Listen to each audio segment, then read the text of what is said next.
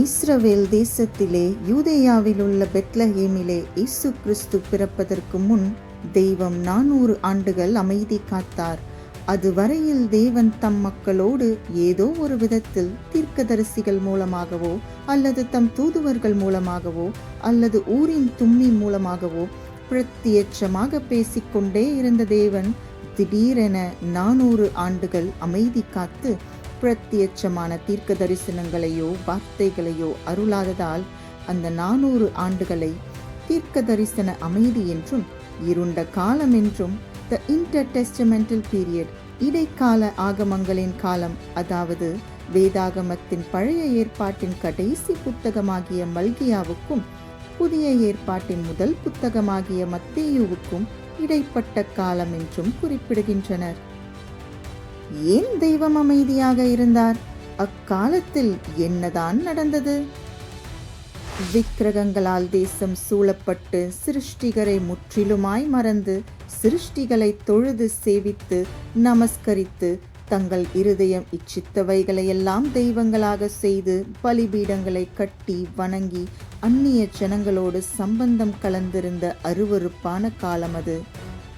நியாயம் பின்னிட்டு அகன்று நீதி தூரமாய் நின்று சத்தியம் வீதியிலே இடறி தள்ளுபடியாகி யதார்த்தம் வந்து சேரமாட்டாமற் போய் பொல்லாப்பை விட்டு விலகுகிறவன் கொள்ளையானதும் எளியவன் பட்சிக்கப்பட்டு சிறுமையானவன் கொள்ளையாடப்பட்டு ஏழைகளின் வழக்குகள் தள்ளப்பட்டு விதவைகள் விசாரிக்கப்படாமல் திக்கற்றவர்கள் மறக்கப்பட்ட நாட்கள் அது.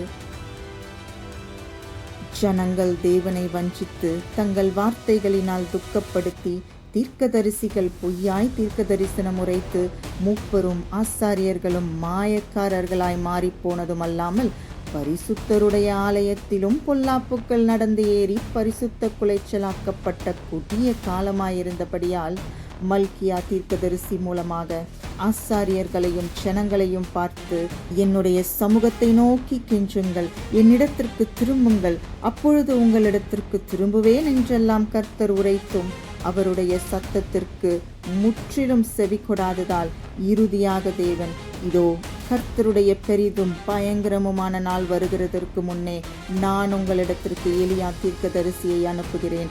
நான் வந்து பூமியை சங்காரத்தால் அடிக்காதபடிக்கு அவன் பிதாக்களுடைய இருதயத்தை பிள்ளைகளிடத்திற்கும் பிள்ளைகளுடைய இருதயத்தை அவர்கள் பிதாக்களிடத்திற்கும் திருப்புவான் என்று சொல்லி தேவன் அமைதியானார்.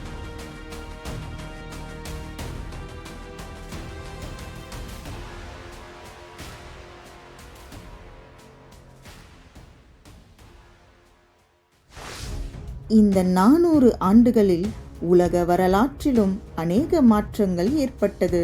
இஸ்ரவேல் தேசம் 3 விதமான ஆட்சியாளர்களுக்கு கீழ் சென்றது. முதலாவது பெர்ஷிய ராஜா ஆண்டு வந்தான். பின்பு பெர்ஷிய ராஜ்யத்தை வீழ்த்தி கிரேக்க ராஜா அலெக்சாண்டர் த கிரேட் ராஜ்யத்தை கைப்பற்றினான். அவர் கைப்பற்றிய ஒவ்வொரு தேசத்திலும் கிரேக்க கலாச்சாரத்தை வளர்க்க வேண்டும் என்று சொல்லி கிரேக்க மொழியை மாத்திரம் பின்பற்ற வேண்டும் என்று அலெக்சாந்தரால் சட்டம் பிறப்பிக்கப்பட்டது. இதன் விளைவாக எல்லாரும் கிரேக்க மொழியை கற்றுக்கொள்ள எளிதாக புரியும் வகையில் கொய்னே கிரேக்கம் என்ற பொதுவான கிரேக்க மொழியை அறிமுகப்படுத்தினார். அதன் விளைவு எபிரேய மொழியில் இருந்த பழைய ஏற்பாட்டு ஆகமங்கள் கிரேக்க மொழியில் மொழிபெயர்க்கப்பட்டு செப்டுவஜின்ட் என்று அழைக்கப்படும் மொழிபெயர்ப்பாக மாறியது. பின்பு ரோமர்கள் ஆட்சியை கைப்பற்றி தங்கள் பேரரசு முழுமைக்கும் சாலை வசதிகளையும் சாலை இணைப்புகளையும் செய்தனர். இந்த 3 ஆட்சிகளிலும் இஸ்ரவேல் தேசத்தில் மதம் சார்ந்த அநேக புரட்சிகளும் மாற்றங்களும் அதிரடியாக நிகழ்ந்தன.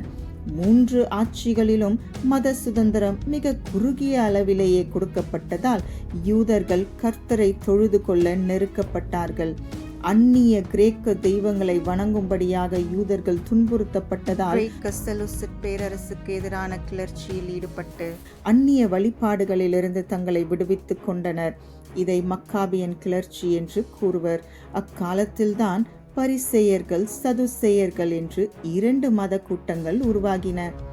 இரு மத கூட்டமும் தங்கள் அதிகாரங்களையும் ஸ்தானங்களையும் தக்க வைத்துக் கொள்ள வேண்டும் என்பதற்காக மனுஷ பாரம்பரியங்களை கற்பனைகளாக விதித்து அவர்களும் ஜனங்களை நெருக்க ஆரம்பிக்க, ஜனங்கள் தங்கள் கரத்தில் இருந்த கிரேக்க மொழியில் மொழிபெயர்க்கப்பட்ட பழைய ஏற்பாட்டு தீர்க்க தரிசன ஆகமங்களை படிக்க ஆரம்பித்து, தேவ சத்தத்தை எப்படியாயினும் கேட்டுவிட வேண்டும், அவருடைய வார்த்தை நமக்கு உண்டாக வேண்டும் என்ற ஆவலோடு வாசிக்க, மேசியா ஒருவர் வருவார், அவர்களுடைய அடிமைத்தனத்திலிருந்து அவர்களை ரட்சிக்க வருவார், அவரே ராஜரீகம் செய்வார் என்பதை அந்த ஆகமங்களின் மூலமாக அறிந்து கொண்டனர். ஒரு புறம் ரோம ஆட்சியாளர்களின் நெருக்கம், மற்றொரு புறம் பரிசேயர் சதுசேயர்களின் நெருக்கம் என ஜனங்கள் சோர்ந்து போய் எப்போது மேசியா வருவார், அந்த மேசியா யார் என்று மேசியாவுக்காக எதிர்பார்த்து காத்திருந்தனர். தேவன் 400 ஆண்டுகளாக மக்கள் எதிர்பார்த்த முறையில் பேசவில்லை என்றாலும், திரைமறைவில் உலகை தம் குமாரனுடைய வருகைக்கு சாதகமாக ஆயத்தப்படுத்தி கொண்டிருந்தார் என்றே சொல்ல வேண்டும். காரணம், தெய்வம் அமைதி காத்ததால் ஜனங்கள் மேசியாவின் வருகையை எதிர்நோக்கி காத்திருக்க, மேசியாவின் சுவிசேஷம் உலகெங்கும் எளிதில் பரவ ஒரே மொழியாக கொய்னே கிரேக்கம் என்ற பொதுவான கிரேக்க மொழி அறிவிக்கப்பட்டதும், சாலை வசதிகளை ரோம பேரரசு செய்து முடித்ததும், அசாதாரணமான நிகழ்வை உலகம் சந்திக்க தெய்வம் பின்னணியில் செய்த திட்டங்களே என்பதில் சந்தேகமில்லை.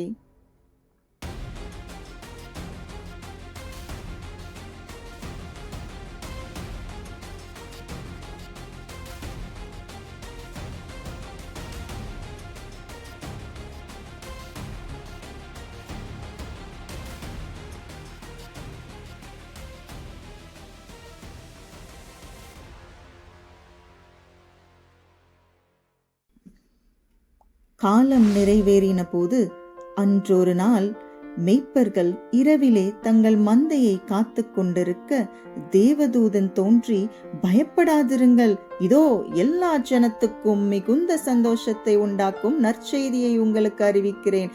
இன்று கர்த்தராகிய கிறிஸ்து என்னும் இரட்சகர் உங்களுக்கு தாவீதின் ஊரிலே பிறந்திருக்கிறார். பிள்ளையை துணிகளில் சுற்றி முன்னணியில் கிடத்தி இருக்க காண்பீர்கள். இதுவே உங்களுக்கு அடையாளம் என்று உரைக்கப்பட்டது.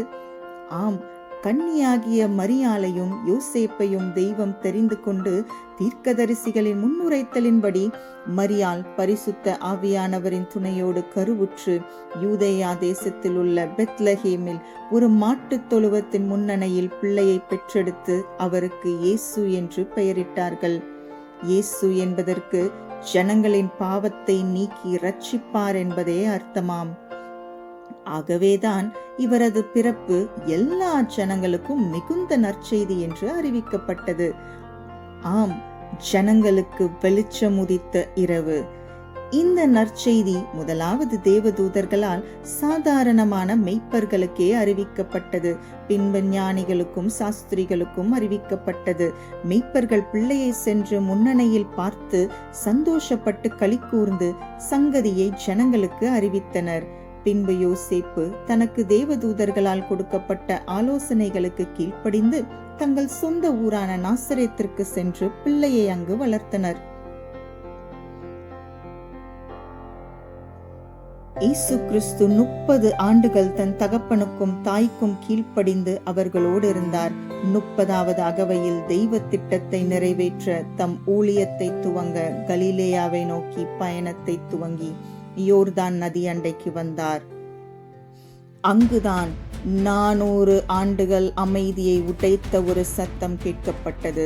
மனம் திரும்புங்கள், பரலோக ராஜ்யம் சமீபித்திருக்கிறது என்று பெருந்தொனியாய் ஒலித்த சத்தத்தை கேட்டு ஜனங்களின் இருதயம் ஒரு புறம் நடுக்கம் கொண்டாலும் மற்றொரு புறம் பூரித்தது. ஏனென்றால் தெய்வ சத்தத்தை இழந்திருந்த நாட்கள் அல்லவா, மேசியாவுக்காக மிகுந்த எதிர்பார்ப்போடு காத்திருந்த நாட்கள் அல்லவா. ஆகவே எருசலேம் நகரத்தாரும் யூதேயா தேசத்தார் அனைவரும் திரள் கூட்டமாய் வனாந்தரத்தை நோக்கி பயணித்தனர். தீர்க்கதரிசிகளின் முன்னுரைத்தலின்படி அவன் தெய்வகுமாரனுக்கு வழியை ஆயத்தம் செய்ய வேண்டியவனாயிருந்த யோவான் ஸ்நானகன். அவன் யோர்தான் நதிக்கு அருகான தேசமெங்கும் போய் பாவ மன்னிப்புக்கென்று மனம் திரும்புதலுக்கேற்ற ஞானஸ்நானத்தை குறித்து பிரசங்கித்தான்.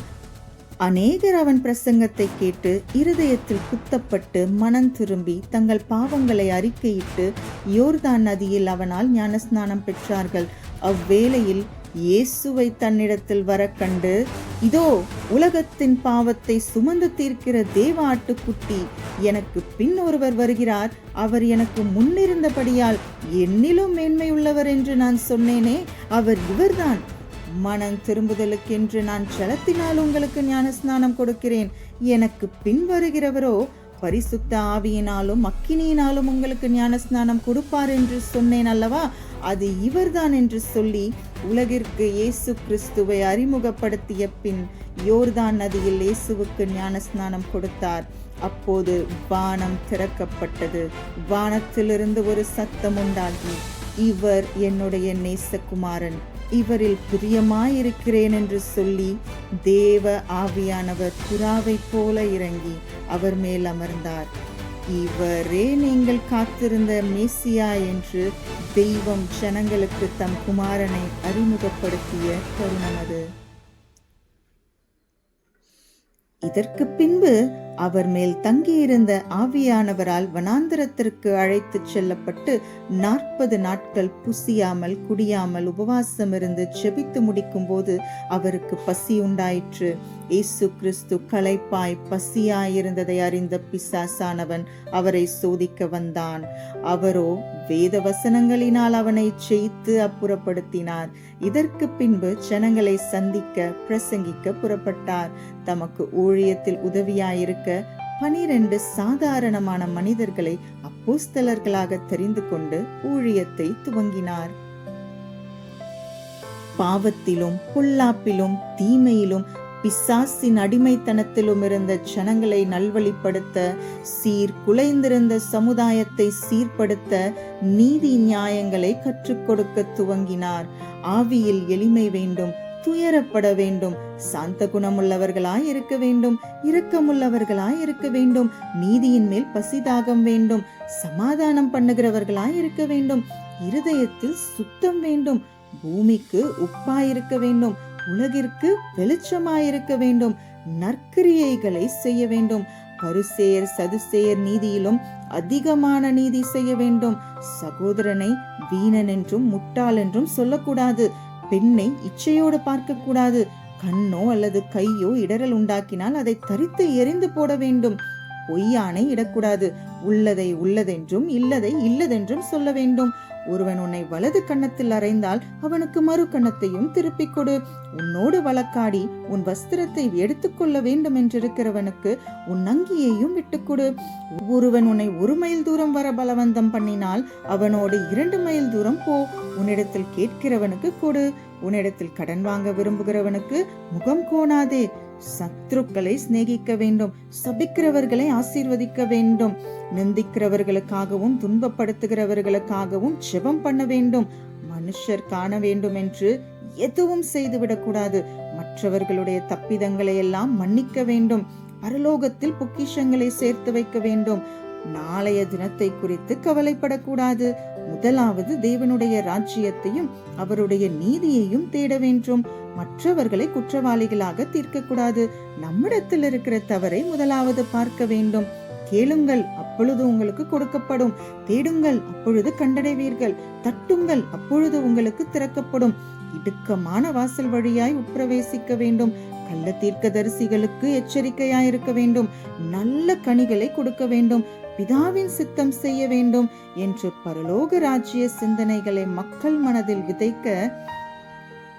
இப்படிப்பட்ட அற்புதமான போதனைகளை நாம் இதுவரை கேட்டதில்லையே என்று ஆச்சரியத்தோடு சந்தோஷமாய் ஏற்றுக்கொண்டனர்.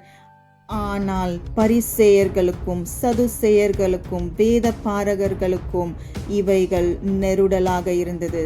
அதுவரையில் தங்களை மாத்திரமே சார்ந்திருக்கும்படி வைத்திருந்த மக்கள் திசை திரும்புகிறதை சகிக்க கூடாமல் தங்களுக்குள்ளே ஆலோசனை பண்ண துவங்கினர். இவர்களுக்கு மாத்திரமல்ல, பிசாசுக்கும் இப்போதனைகள் பயத்தையும் அச்சத்தையும் உருவாக்கியது. இயேசு கிறிஸ்துவோ இவர்களுடைய பொல்லாத யோசனைகளை சற்றும் பொருட்படுத்தாமல் தாம் வந்த நோக்கத்தில் மாத்திரம் கவனமாக இருந்து ஜனங்களுக்கு போதனைகளை கொடுத்ததோடு அவர்களுடைய தேவைகளை எல்லாம் அறிந்து 7 விதங்களில் அற்புதங்களை செய்து தம் வல்லமையை வெளிப்படுத்தி ஜனங்களின் தேவைகளை சந்தித்தார். தண்ணீரை திராட்சரசமாக மாற்றி தம்முடைய வல்லமையை வெளிப்படுத்தினார். ஜனங்களுடைய பசியை நீக்க அற்புதங்கள் செய்து வல்லமையை வெளிப்படுத்தினார். இயற்கையின் மேல் தம்முடைய வல்லமையை வெளிப்படுத்தி அற்புதங்கள் செய்தார். வியாதியிலிருந்து சுகம் கொடுத்து தம் வல்லமையை வெளிப்படுத்தினார். பிசாசுகளை துரத்தி தம்முடைய வல்லமையை வெளிப்படுத்தினார். சமுத்திரத்தின் மேலும் தமக்கு அதிகாரம் உண்டென்பதை உணர்த்த பெரிய மீன்களை பிடிக்க வைத்து அற்புதம் செய்தார். இறுதியாக மரித்தவர்களையும் உயிரோடு எழுப்பி தம்முடைய வல்லமையை வெளிப்படுத்தினார். ஆம், கண்கள் தெரியாதவர்கள், காதுகள் கேளாதவர்கள், நடக்க முடியாதவர்கள், சூம்பின கரங்களை உடையவர்கள், பேச முடியாதவர்கள், குஷ்டரோகிகள், சந்திரரோகிகள், உதிரப்போக்கினால் பாதிக்கப்பட்டவர்கள், நிமிரக்கூடாதவர்கள் என அனைவரும் நொடி பொழுதில் சுகத்தை பெற்றுக்கொண்டது ஜனங்களை வியக்க வைத்தது மாத்திரமல்ல, பிசாசுக்கு மாபெரும் சவாலாக இருந்தது. ஜனங்களின் மனதில் நீங்கா இடத்தை பிடித்தார் இயேசு கிறிஸ்து. அவர் செய்யும் அற்புதங்களினாலும் அதிசயங்களினாலும் ஜனங்கள் அவர் வசம் சாய்வதை பரிசேயர்களாலும் சதுசேயர்களாலும் வேத பாரகராலும் சற்றாகிலும் பொறுத்து கொள்ள இயலாமல் இயேசு கிறிஸ்துவை கல்லெறியவும் மலையிலிருந்து தள்ளிவிட்டு கொலை செய்யவும் முயற்சித்தனர். ஆனால் அவரோ தம்முடைய நேரம் வருகின்ற வரை அவர்களுக்கு மறைந்து போனார். ஆச்சரியமடைந்த இவர்கள் இவரை கொல்லவும் இயலவில்லையே, இவருடைய பேச்சில் இவரை குற்றப்படுத்தலாம் என்று எண்ணி அவரை அநேக முறை அணுக, இயேசுவோ அவர்களுடைய வஞ்சனைகளுக்கு ஞானமாய் தப்பித்துக் கொண்டார். அவர் சர்வஞானி அல்லவா?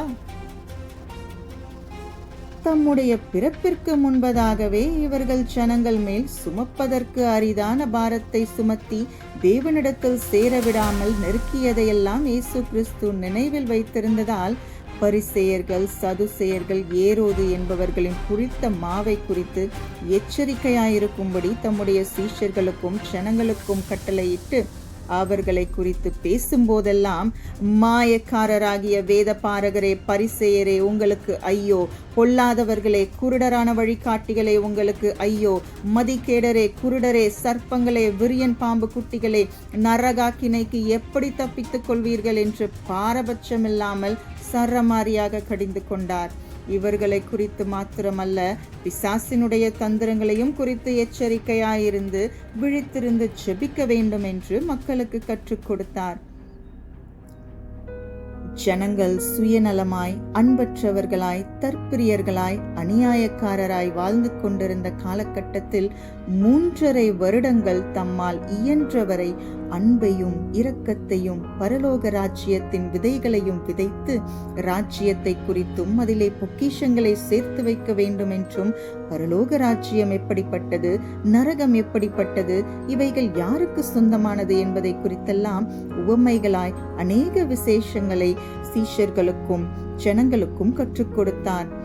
சமுதாயத்தால் ஒதுக்கப்பட்டவர்களை தடைகளை மீறி சந்தித்து சமத்துவத்தை கற்றுக் கொடுத்தார்.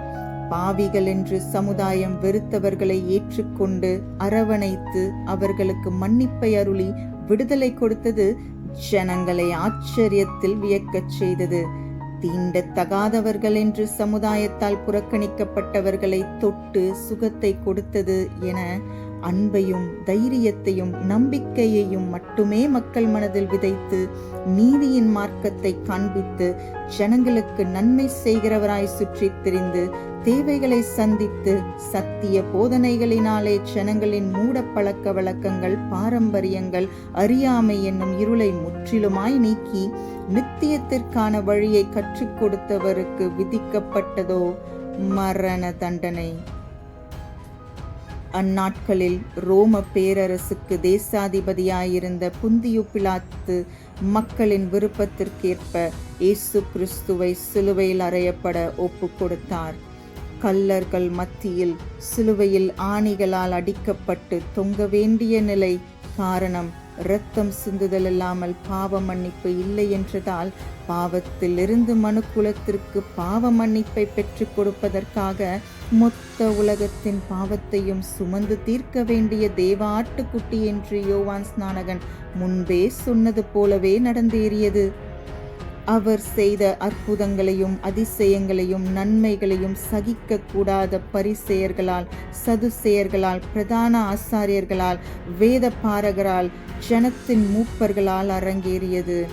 ஆக ஜனங்களுக்கு வழிகாட்டிகள் என்று சொல்லிக்கொண்ட சுயநலமான மத போதகர்களால் இது சம்பவித்திருந்தாலும் இதுவே தெய்வத்தின் திட்டமும் ஆகும். இதற்காகவே தெய்வம் பரலோக மேன்மைகளையெல்லாம் துறந்து பூமிக்கு வந்தார். ஆம், உங்களையும் என்னையும் பாவத்தின் அடிமைத்தனத்திலிருந்து மீட்கவே பரமிறங்கி வந்தார். மெய்யாகவே அவர் நம்முடைய பாடுகளை ஏற்றுக்கொண்டு நம்முடைய துக்கங்களை சுமந்தார். நம்முடைய மீறுதல்களின் நிமித்தம் அவர் காயப்பட்டு நம்முடைய அக்கிரமங்களை நிமித்தம் அவர் நொறுக்கப்பட்டார். நமக்கு சமாதானத்தை உண்டு பண்ணும் ஆக்கினை அவர் மேல் வந்தது. நாம் எல்லாரும் ஆடுகளைப் போல வழி தப்பித் திரிந்து அவனவன் தன் தன் வழியிலே போனோம் அல்லவா? கர்த்தரோ நம் எல்லாருடைய அக்கிரமத்தையும் அவர் மேல் விழப்பண்ணினார். அவர் நெருக்கப்பட்டும் ஒடுக்கப்பட்டும் இருந்தார். ஆனாலும் தம்முடைய வாயை அவர் திறக்கவில்லை. அடிக்கப்படும்படி கொண்டு போகப்படுகிற ஒரு ஆட்டுக்குட்டியைப் போலவும், தன்னை மயிர் கத்தரிக்கிறவனுக்கு முன்பாக சத்தமிடாதிருக்கிற ஆட்டைப் போலவும் அவர் தம்முடைய வாயை திறவாதிருந்தார். காரணம் உங்களையும் என்னையும் மீட்பதற்காகவே. சொந்த ஜனத்தால் மறுதலிக்கப்பட்டு, மிலாற்றினால் அடிக்கப்பட்டு, வாதிக்கப்பட்டு, தூஷிக்கப்பட்டு, சிலுவையில் ஆணிகள் அடிக்கப்பட்டு, இரத்தம் சொட்ட சொட்ட, வலியிலும் வேதனையிலும் தொங்க, பிதாவே இவர்களை மன்னியும், தாங்கள் செய்கிறது இன்னதென்று அறியாதிருக்கிறார்கள் என்று சொன்ன கிருபை பொருந்திய வார்த்தைகளே மகுடமாகும். இறுதியாக, பிதாவே என் ஆவியை உம்முடைய கரங்களில் ஒப்புவிக்கிறேன் என்று சொல்லி இறுதி வரை பிதாவின் சித்தத்தை செய்தவராய், நிறைவேற்றினவராய் கண்களை மூடினார். இத்தருணத்திற்காகவே எதிர்பார்த்து கொண்டிருந்தவர்கள் சந்தோஷத்தோடு புசித்து குடித்து ஆர்ப்பரித்து மகிழ்ந்து கொண்டிருந்த 3ஆம் நாளில் இயேசு கிறிஸ்து மரணத்தை ஜெயித்து உயிரோடு எழும்பி பிசாசின் தலையை நசுக்கினார். அதுவரை ஒருவரும் ஜெயித்திராத மரணத்தை இயேசு கிறிஸ்து ஜெயித்து சரித்திரம் படைத்தார். உலக வரலாறு 2ஆக பிரிந்தது. கிறிஸ்துவுக்கு முன் என்றும் கிறிஸ்துவுக்கு பின் என்றும் சரித்திரம் படைத்தார். இயேசு கிறிஸ்துவினுடைய சீஷர்கள் உலகெங்கும் புறப்பட்டு போய் நற்செய்தியை சுவிசேஷமாக அறிவிக்க அநேகர் அதை ஏற்றுக்கொண்டு அக்கொள்கைகளை அடிச்சுவடுகளாக கொண்டு அநேக தலைவர்கள் எழும்பி உலகம் முழுவதும் சீர்திருத்த பணிகளை மேற்கொண்டனர். அன்பு, மனதுருக்கம், தாழ்மை, எளிமை, சமத்துவம் உலகில் தலை தூக்க ஆரம்பித்தது. தீமை விலக ஆரம்பித்து நன்மை பிறந்தது. இயேசு கிறிஸ்துவின் போதனைகளை ஆதாரமாக கொண்டு அநேக கல்வி நிறுவனங்கள், மருத்துவமனைகள், அனாதை விடுதிகள், சமுதாயத்துக்கு நன்மை பயக்கும் ஸ்தாபனங்கள் உருவாகின. இயேசு கிறிஸ்து வாழ்ந்தது வெறும் 33.5 வருடங்கள்.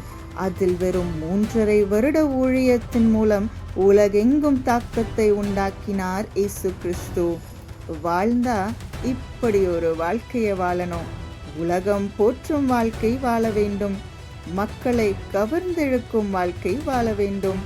இன்றைய தேதியை ஒவ்வொரு நாளும் நாம் சொல்லும்போது மறைமுகமாக அது கூறும் விளக்கம் என்ன தெரியுமா? இயேசு கிறிஸ்து இந்த உலகிற்கு வந்து இத்தனை நாட்கள் ஆகிறது என்றே அர்த்தம்.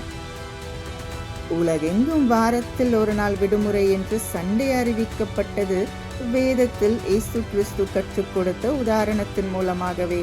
இத்தனை பெரிய தாக்கம் உண்டாக காரணம் என்ன தெரியுமா? அதுவரையில் பாவத்தில் உழன்று கொண்டிருந்த மக்களுக்கு அன்பிற்கு இலக்கணமாய் வாழ்ந்து காட்டினதே காரணம். பாவிகளுக்காக, துரோகிகளுக்காக, பலவீனர்களுக்காக மரிக்க துணிந்ததே காரணம். தொண்டர்கள் தலைவனுக்காக உயிரை கொடுப்பதை வரலாற்றில் பார்க்க முடியும். ஆனால் தெய்வம், ஒரு தலைவன் தம் சொந்தமானவர்களுக்காக, பிள்ளைகளுக்காக, சீஷர்களுக்காக, தொண்டர்களுக்காக உயிரை கொடுத்தது மொத்த வரலாற்றிலும் இயேசு கிறிஸ்து ஒருவரே.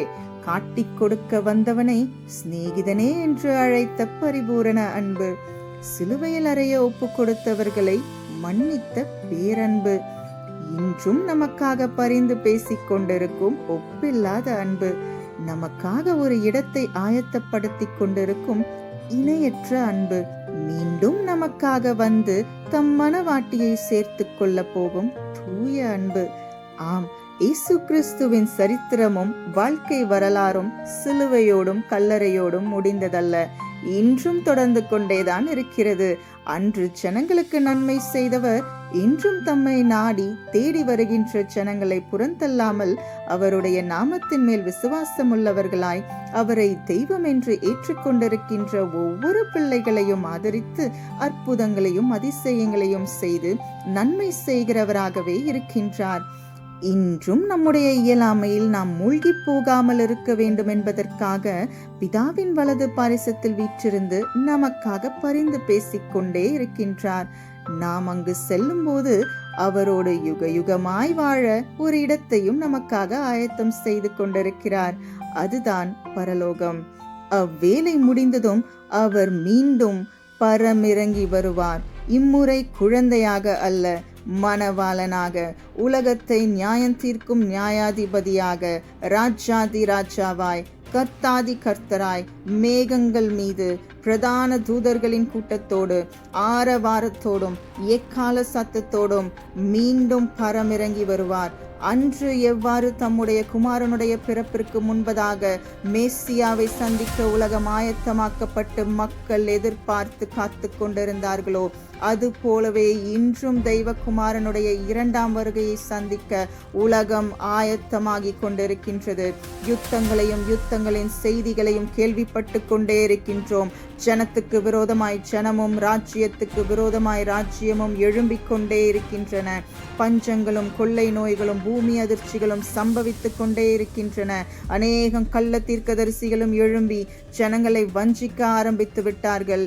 அன்பு தணிந்து கொண்டே இருக்கின்றது. ராஜ்யத்தினுடைய இந்த சுவிசேஷம் பூலோகம் எங்கும் உள்ள சகல ஜாதிகளுக்கும் சாட்சியாக அதி விரைவாக பிரசங்கிக்கப்படுவதால் இனி காலம் செல்லாது. மனம் திரும்புங்கள், பரலோக ராஜ்யம் சமீபமாயிருக்கிறது. அவர் வரும்போது கைவிடப்பட்டு போவீர்கள். ஆகையால் நீங்கள் யாராக இருந்தாலும் சரி, இயேசு கிறிஸ்துவை ஏற்றுக்கொள்ளுங்கள், மனம் திரும்புங்கள். பரலோக ராஜ்யம் சமீபமாயிருக்கிறது. இயேசு கிறிஸ்து வருகிறார். அவர் பூமியை நியாயம் தீர்க்க வருகிறார். அவர் பூலோகத்தை நீதியோடும் ஜனங்களை சத்தியத்தோடும் நியாயம் தீர்ப்பார். ஒவ்வொரு கிரியையையும், அந்தரங்கமான ஒவ்வொரு காரியத்தையும், நன்மையானாலும் தீமையானாலும் தேவன் நியாயத்திலே கொண்டு வருவார். அன்று வெட்கப்பட்டு கைவிடப்பட்டு போவீர்கள். ஆகையால் நீங்கள் யாராக இருந்தாலும் சரி, பாவத்தை விட்டு மனம் திரும்பி இயேசு கிறிஸ்துவே இந்த உலகின் இரட்சகர் என்பதை ஏற்றுக்கொள்ளுங்கள். பரலோக ராஜ்யம் சமீபமாயிருக்கிறது. அவர் வரும்போது நன்மை செய்த பரிசுத்தவான்களை தம்மோடு மகிமையில் அழைத்து சென்று பாவிகளையோ பிசாசுக்காகவும் அவன் தூதர்களுக்காகவும் ஆயத்தமாக்கப்பட்டிருக்கின்ற அக்கினியும் கந்தகமும் நிறைந்த எரி நரகத்திலே தூக்கி போடுவார். மணவாளனை சந்திக்க ஆயத்தமா?